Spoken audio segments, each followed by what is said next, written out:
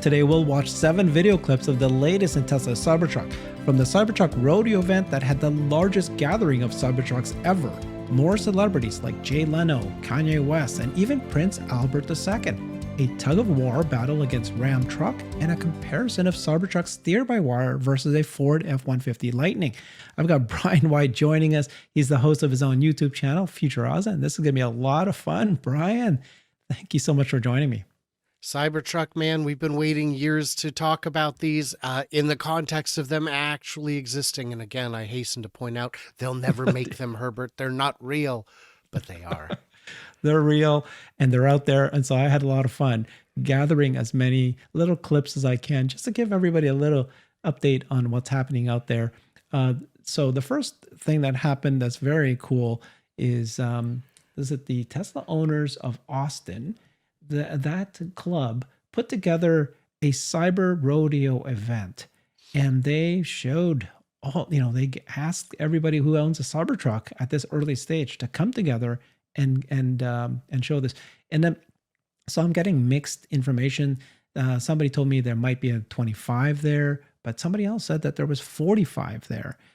So let's watch this. It's such a cool video that even Cybertruck, Tesla's official account, sent this out, called Cyber Armada.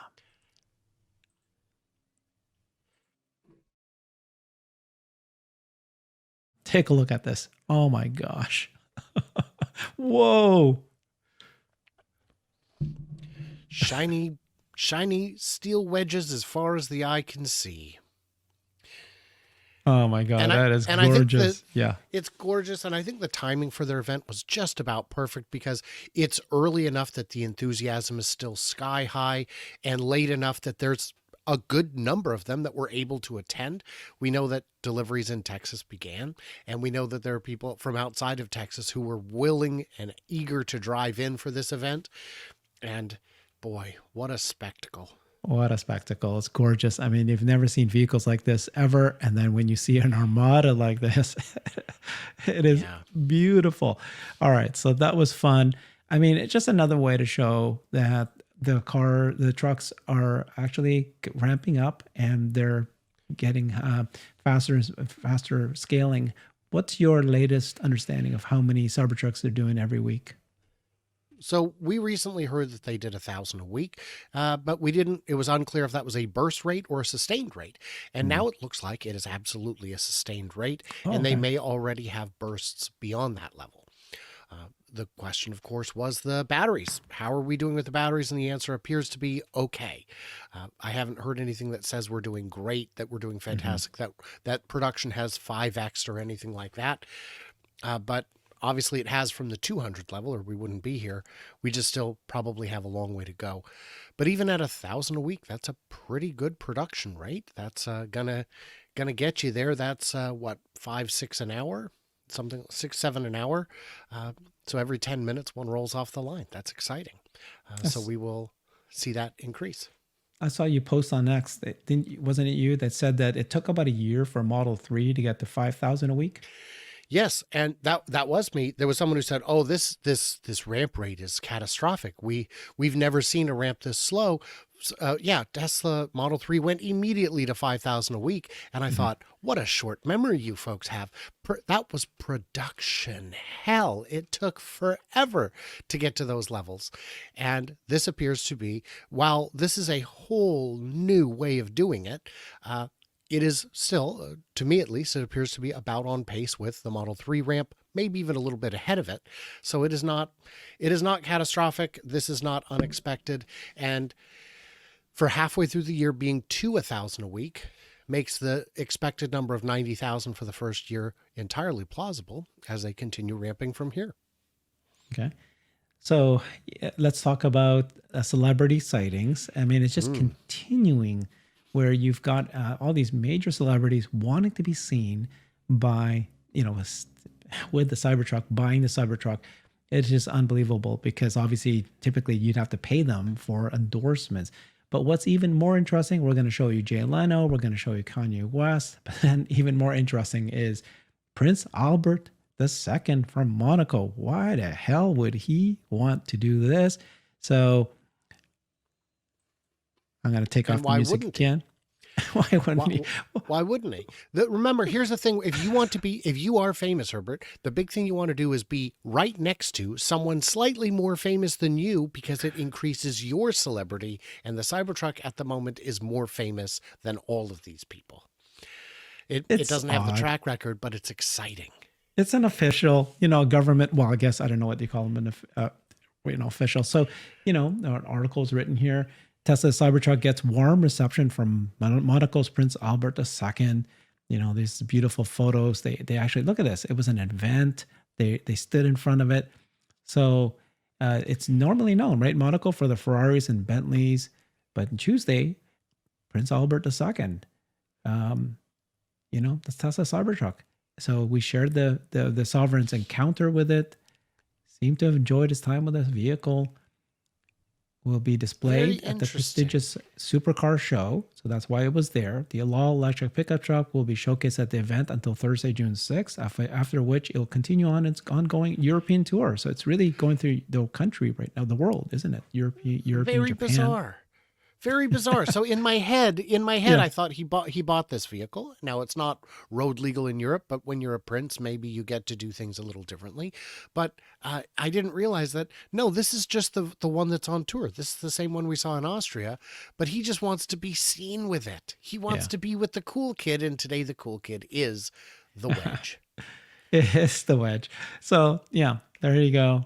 And then they unveiled it, and then he was there. So pretty awesome. So that's got to have his photo shoot. He got it there. Here's Kanye West.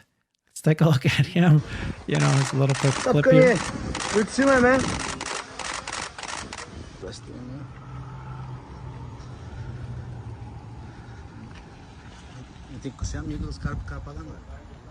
Oh, two. Yeah, he apparently bought two. As it says here, he bought two. Interesting. And then, of course, Jay Leno loves Tesla. He's been interviewed, and he's interviewed Tesla executives.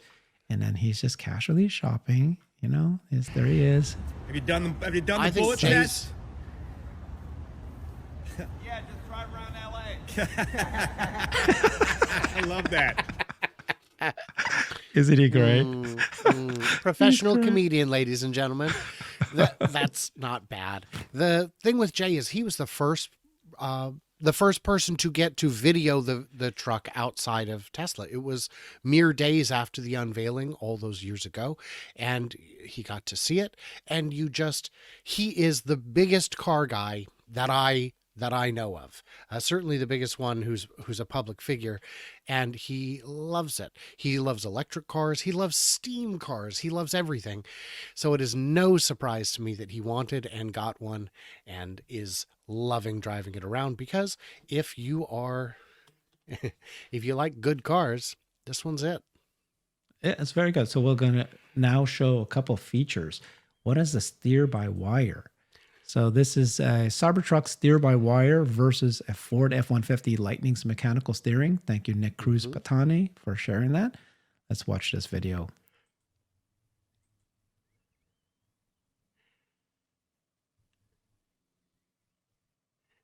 Go, go, go, go. Okay. Almost And like double the time it takes him. Go. Okay. Go, go, go, go. Oh my gosh. 1.67. He's steering a ship. Okay, 0.67 versus 1.67. And I did see people complaining on Reddit, because that's what they're good at, that the lag between the electronic, the steer-by-wire versus mechanical linkage is just unacceptable, while being apparently unaware that just how far that range of motion is and how quickly. That lag is absolutely nothing consequential. Yeah, okay. Yeah, So- I did notice the lag too. But it's pretty cool, right? How A it human just takes can't turn it faster. boom. It's so quick, and you've got it all the way. And then this one you have to do like 1, 2, 3 full turns almost. All right, so that's steer-by-wire. That's a great demonstration for that. Now let's take a look at a tug-of-war. This is like always fun to watch tug-of-war. In this case, Cybertruck versus the Ram 3500 tug-of-war. I love the little video that he did there. Let's watch it. it's a bit silly. 2, 3.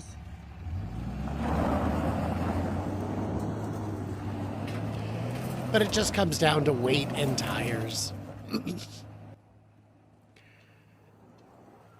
But really, it comes down to, in addition to the weight and tires, the Cybertruck is, of course, all-wheel drive. And electric cars are going to have the best electronic anti-slip that there is, that is physically possible. So if this tug-of-war had gone any other way, I'd be very surprised. It's also obviously not great that it was on a ground of soil, Dirt? instead of it being dirt. Yeah.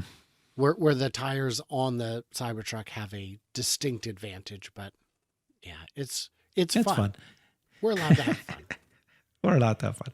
All right. So then the next video here is, how fast is this? 0 to 60 miles per hour in 2.6 seconds. Brake and hold the gas. Let's take a look at this. Now the front end's lowering with the suspension, so it's better traction when you take off. So you feel it going down a little bit. Yeah. All right, ready? Yeah. Go, put your head back. All right. Oh.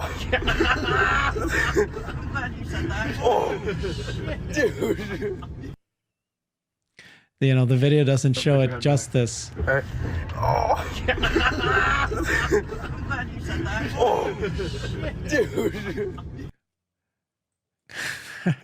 0 to 60 in 2.6 seconds. What's your thoughts on that, Brian?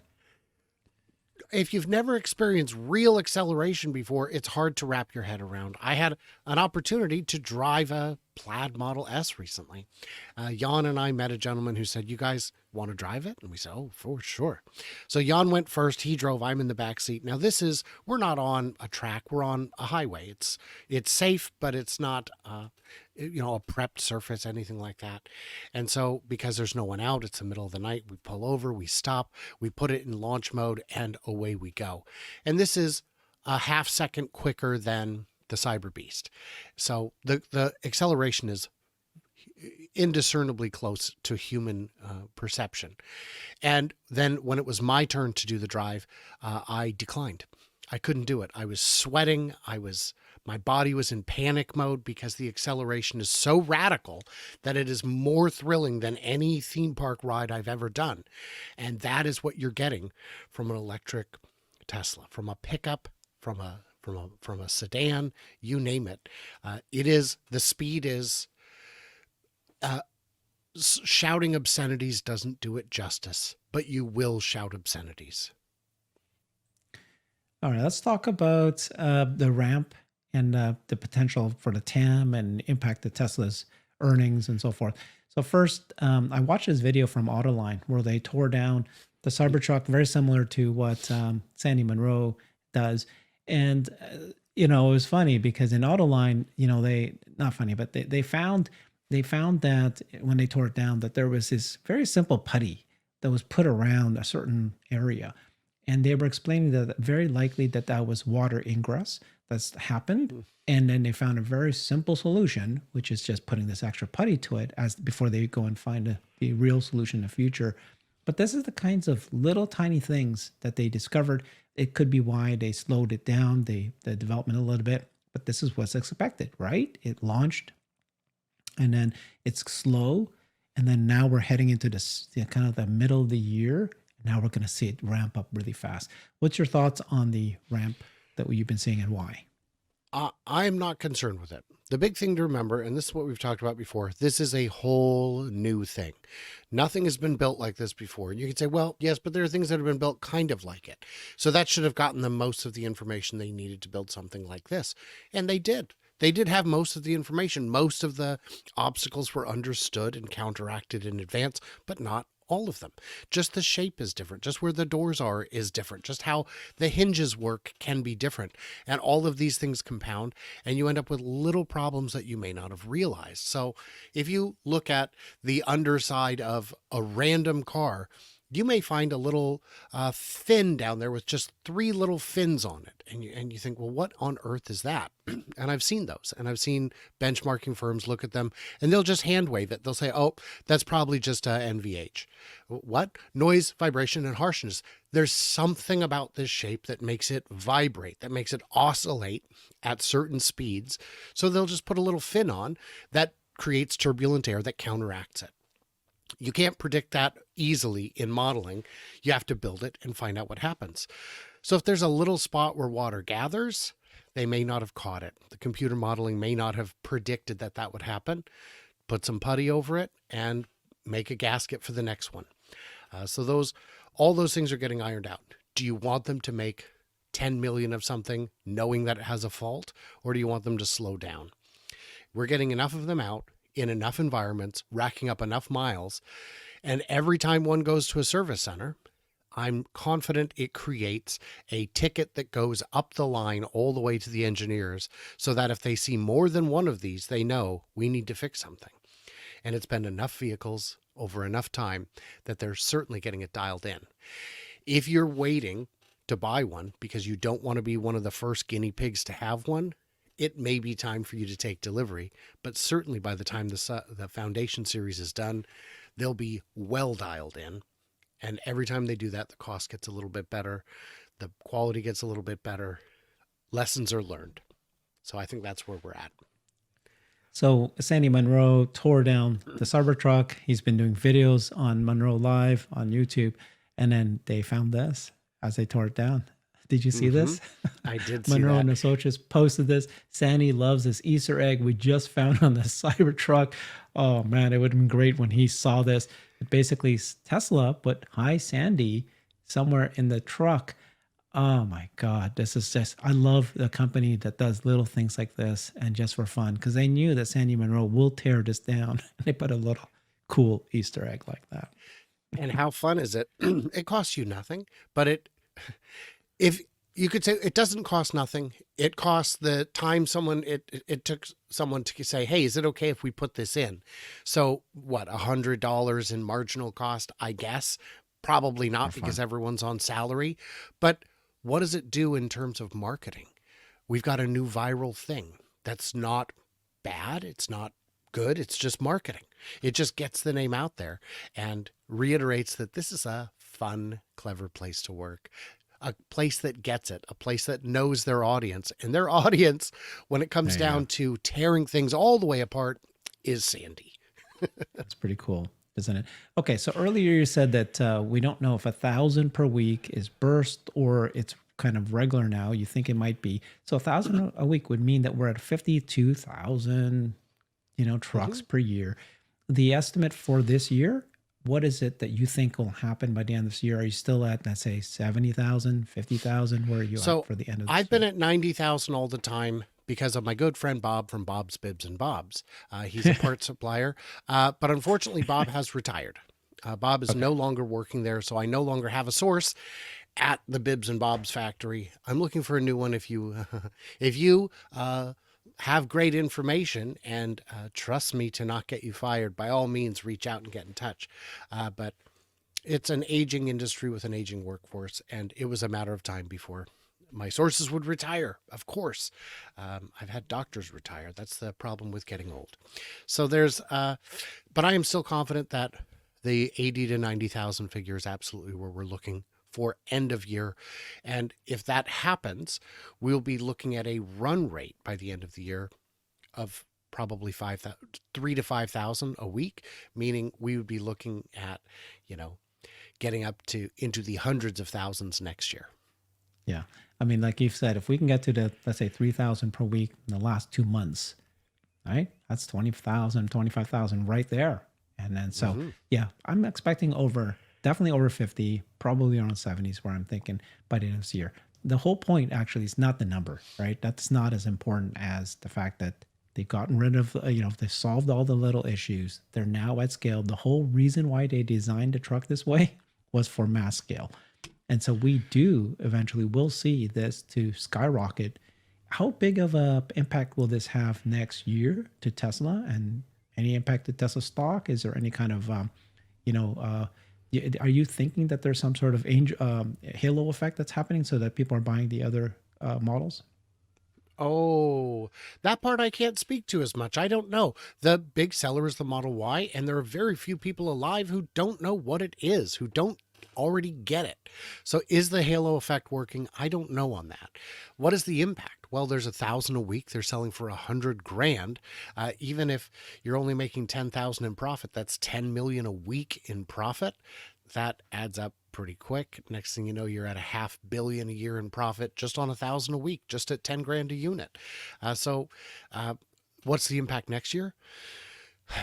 Cost to manufacture is going to keep falling, and the price will only drop once they get through all the foundation orders. I'm confident that foundation series will continue until everyone has been offered one and chosen to wait in line. And then we will see the price drop to, I assume, the 80,000, so it qualifies for the incentive.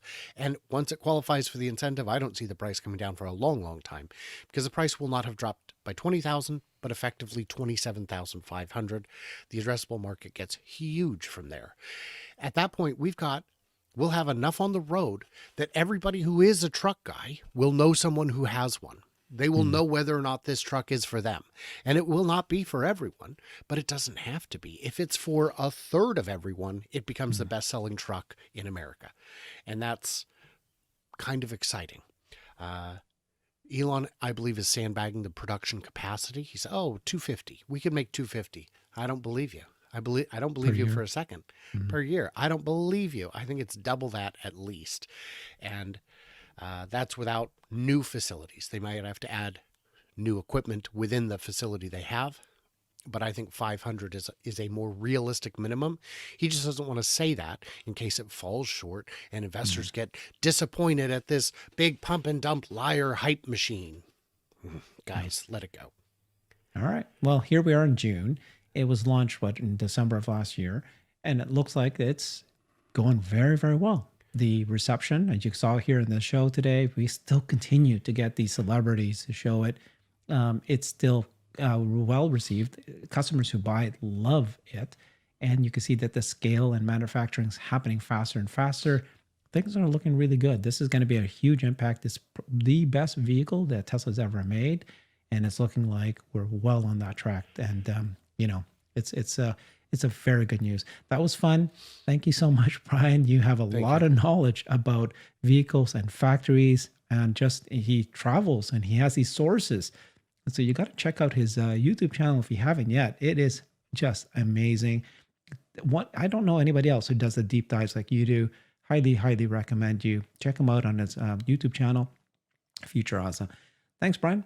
Thanks to him. Thank you. Bye, everybody. I've created a website that is the most comprehensive resource for the Tesla investor. Please check it out. Simply go to my website at herbertong.com.